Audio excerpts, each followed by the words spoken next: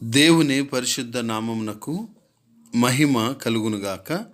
కృపావాక్కు అను ఆధ్యాత్మిక కార్యక్రమమునకు మీకు స్వాగతం. ఈరోజు దేవుని వాక్యము.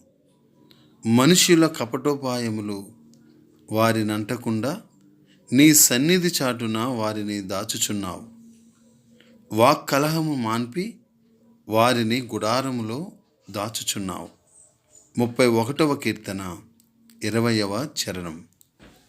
ప్రియమైనటువంటి దేవుని బిడ్డలారా, దేవుని యందు భయభక్తులు గలవారి ఎడల ఆయన చూపించు ప్రేమను కాపుదలను వివరిస్తూ దావీదు నీవు దాచి ఉంచిన మేలు ఎంతో గొప్పది అని వివరించి, తాను అపనమ్మకస్తుడను అయినను తనను ప్రేమ చేత శత్రువుల బారి నుండి విడిపించినందుకు దావీదు దేవునికి స్తుతులు చెల్లిస్తున్నాడు.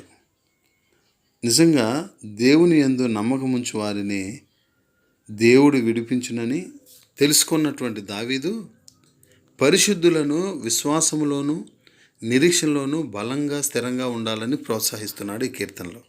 గనుక ప్రియమైన దేవుని బిడ్డలారా, మనము దేవుని సన్నిధిని, ఆయన చాటును మనం దాక్కున్నప్పుడు, ఆయన సన్నిధికి మనం వెళ్ళినప్పుడు ఈ మనుషుల కపటోపాయాలు అలాగే కలహాల నుంచి దేవుడు ఖచ్చితంగా మనలను విడిపించి ఆయన గుడారంలో మనం దాస్తాడు. కనుక ఆయన సన్నిధికి వెళ్దాం. అనేకమైన అపాయాల నుంచి, అనేకమైన చిక్కుల నుంచి సంరక్షించబడదాం, కాపాడబడదాం. అట్టి కృప దేవుడు మనకు అనుగ్రహించును గాక. Amen. God bless you all.